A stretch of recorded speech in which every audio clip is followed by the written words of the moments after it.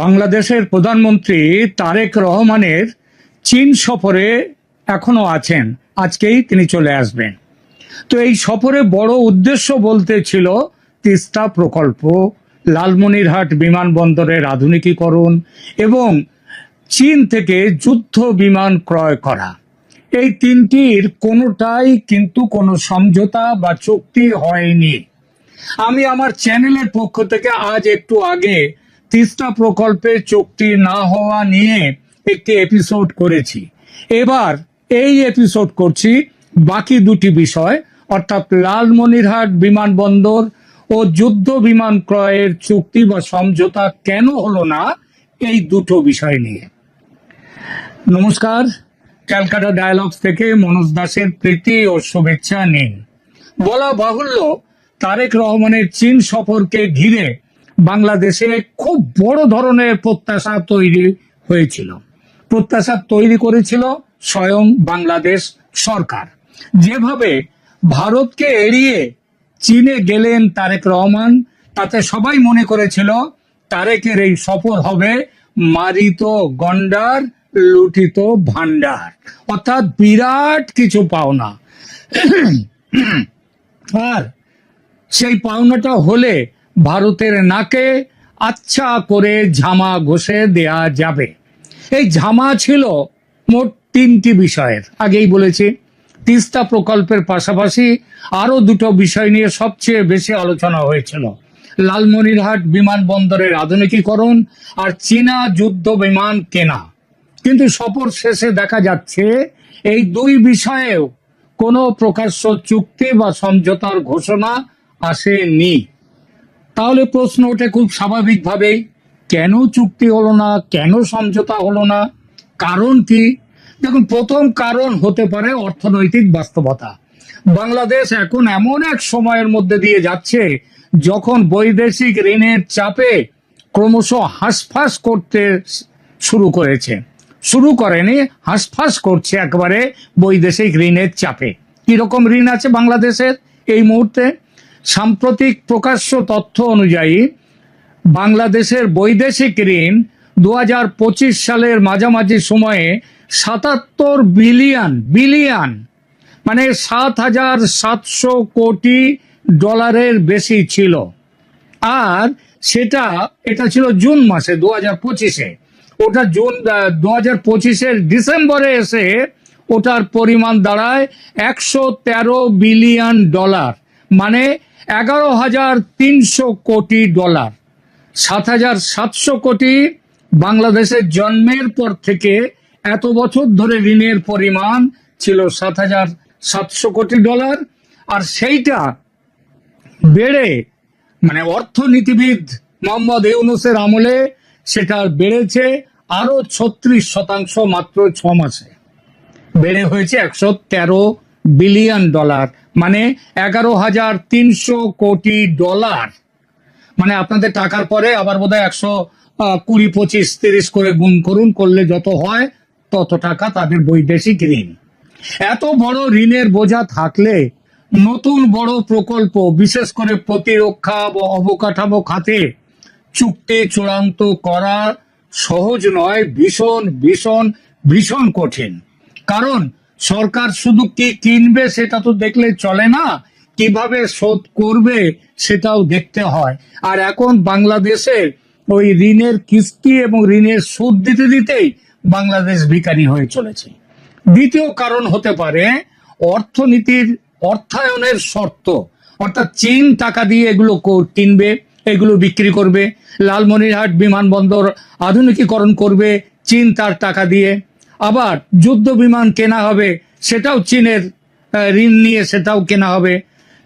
কিন্তু শুধু তো এতে হবে না, এর সঙ্গে থাকে প্রশিক্ষণ। মানে যুদ্ধ বিমান কেনাটার যেমন খরচ আছে একটা বড়, তেমনি তার বৈমানিকদের প্রশিক্ষণ, সেগুলোকে সংরক্ষণ, খুচরো যন্ত্রাংশ, অস্ত্রসজ্জা, রক্ষণাবেক্ষণ, সিমুলেটর আর দীর্ঘমেয়াদী সার্ভিসিং প্যাকেজ, এগুলোর মোট খরচ অনেক সময় মূল বিমান কেনার দামের চেয়ে বেশি হয়ে যায়। মানে ঢাকের দায়ে মনসা বিক্রি হয়ে যাবে। তাই দাম, কিস্তি, সুদের হার, ডেলিভারির সময়সূচি এসব নিয়ে যদি দর কষাকষি করে কোনো জায়গায় না মেলে তাহলে চুক্তি পিছিয়ে যায়। খবর পাচ্ছি বাংলাদেশের অর্থনীতির খবর তারেক রহমান সরকার যত না জানেন তার থেকে বেশি জানে চীন। যারা ধার দেয় তাদেরকে তো জানতে হয়। তাহলে আর একটা কথা এই প্রসঙ্গে বলি, চীনের থেকেও কিন্তু বাংলাদেশের বেশি বৈদেশিক ঋণ, সব থেকে বেশি হচ্ছে তো বিশ্ব ব্যাংক, তারপরে এডিবি, এশিয়ান ডেভেলপমেন্ট ব্যাংক, আর তারপরের জায়গাটা হচ্ছে কিন্তু চীনের নয়, জাপানের কাছ থেকে সবচেয়ে বেশি দেশ হিসেবে ঋণ নেয়া, তারপরে চীন, তারপরে ভারতের আছে। তাহলে প্রশ্নটা আসছে, চীন তো সব জানে, জানার পরে তারেক রহমানকে প্রশ্ন করেছিল যে কিভাবে এই দেনা শোধ হবে আর কিভাবে দেনা যেটা আছে সেগুলো শোধ করবেন। ফলে চুক্তি আর হয়নি। এটা দ্বিতীয় কারণ। তৃতীয় কারণ হতে পারে রাজনৈতিক সংবেদনশীলতা। লালমনিরহাট বিমানবন্দর ভারতের শিলিগুড়ি করিডর বা চিকেন স্নেকের কাছে রংপুর ডিভিশনে। উত্তরাঞ্চলের এভিয়েশন অবকাঠামো এটা শুধু একটি সিভিল প্রকল্প নয়, এর বিরাট কৌশলগত মূল্য আছে, যে মূল্য দেখে চীন কিন্তু উৎসাহিত হয়েছিল ভারতের উপরে নজর রাখা যাবে লালমনিরহাট থেকে। কিন্তু এমন প্রকল্পে চীনের উপস্থিতি ভারত খুবই সংবেদনশীলভাবে দেখে, আর দেখাটা স্বাভাবিক। ফলে বাংলাদেশ অনেক সময় এমন প্রকল্পে প্রকাশ্যে দ্রুত এগোলে ভারত কিন্তু কূটনীতিতে আরো চাপ দেবে, যেরকম চাপ গত কিছুদিন ধরে ভারত দেওয়া শুরু করেছে বাংলাদেশের উপর। চতুর্থ কারণ হলো চীনের নিজের একটা কূটনৈতিক হিসাব আছে। চীন, ভারত, রাশিয়া, তারপরে হচ্ছে ব্রাজিল এবং সাউথ আফ্রিকা, এদেরকে নিয়ে ব্রিক্স তৈরি হয়েছে। ব্রিক্স হচ্ছে আমেরিকার পাল্টা হিসেবে, ডলারের পাল্টা। চীন এবং ভারত দুজনেই হচ্ছে ব্রিক্সের সদস্য। চীনের পররাষ্ট্রমন্ত্রী এই কদিন আগে, 3-4 দিন আগে দিল্লি সফর করেছেন। কেন?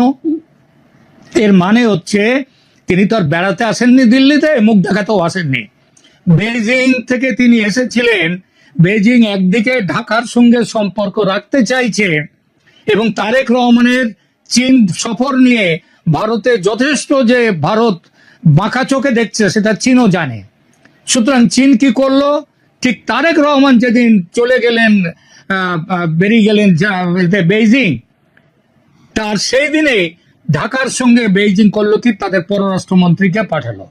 বেইজিং একদিকে তার মানে ঢাকার সঙ্গে সম্পর্ক রাখতে চাইছে, অন্যদিকে নয়াদিল্লির সঙ্গেও যে টানাপোড়েন সেটাকেও নিয়ন্ত্রণে রাখতে চাইছে। এই অবস্থায় বাংলাদেশে খুব স্পষ্ট সামরিক বা কৌশলগত কোনো চুক্তি, বিশেষ করে বিমান ঘাঁটি ধরনের প্রকল্প চীনের পক্ষ থেকেও খুব সাবধানে দেখা হয়েছে। চীন তার জন্য এক্সট্রা কোনো উৎসাহ দেখায়নি যেটা প্রথম দিকে দেখাচ্ছিল। আর যুদ্ধ বিমান কেনার প্রশ্নে আরো একটা বিষয় আছে, সেটা হচ্ছে রিজিওনাল মেসেজিং, অর্থাৎ আঞ্চলিক যে বার্তা কি দিচ্ছে। সম্প্রতি যে চীনা J-10CE বিমানটা, যুদ্ধ বিমানটার নাম কি চীনের? J-10CE, যে যুদ্ধ বিমান নিয়ে আলোচনা হয়েছে সেটা পাকিস্তানও ব্যবহার করে। অপারেশন সিন্দুরে চীনের বিমান, চীনের তৈরি আকাশ প্রতিরক্ষা একেবারেই ভালো ফল দেয়নি পাকিস্তানকে, যার জন্য পাকিস্তানকে বিপদে পড়তে হয়েছিল, অনেক ক্ষতি সহ্য করতে হয়েছে।